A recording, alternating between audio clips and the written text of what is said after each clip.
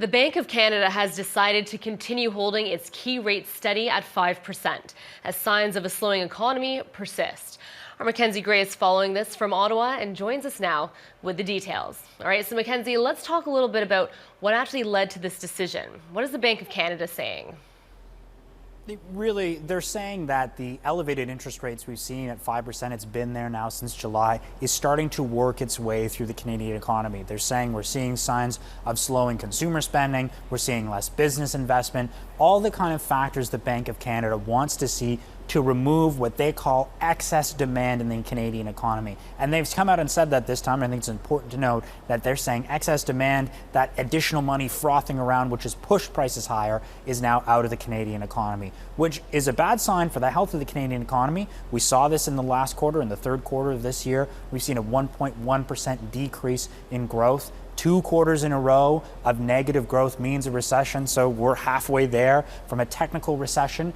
But the Bank of Canada has been basically angling to see things slow down economically, to take that excess demand out, and they're saying that that is happening, which is a positive sign for people who are looking to see rates being cut. But they are still warning that if inflationary pressures pick back up from the 3.1% level now, they're hoping to get it down to 2%. But if it continues to rise, they are warning, like they have for many months, that they're willing to raise rates further if inflation trends back in the other direction. All right, then Mackenzie, so while holding steady is better than an increase, as we mentioned before, many Canadians are very worried about renewing their mortgages. You mentioned there that rates might go up again, but are any interest rate cuts on the table at all?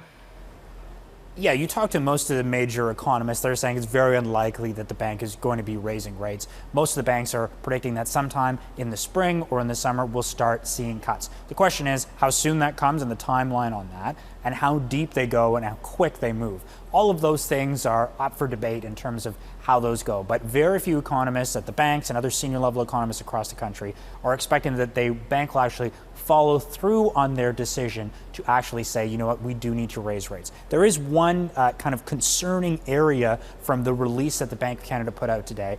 It's around wage growth. And I'm sure lots of Canadians at home are saying, well, of course we want our wages to go up. We've seen inflation increase a lot. We need our purchasing power through our wages to be able to keep up with that. That has been one area that Tiff Macklem, for basically at least a year now, has been saying needs to come down if inflation is going to come down, and therefore the bank can start cutting rates. It's still around 4 to 5%. That's well above the 2% target the Bank of Canada has. That's one metric the bank has said that they are looking at closely, and one of the kind of negative factors in terms of if you want to see interest rates come down today, probably one of the only things in what the Bank of Canada has stated today that could be a potential hiccup for rates potentially having to go up. Another thing to point out too, we talked about business investment coming down, the broader economy slowing down, consumer spending, all those things trending in the wrong direction for the health of the economy, but good news for the Bank of Canada cutting rates.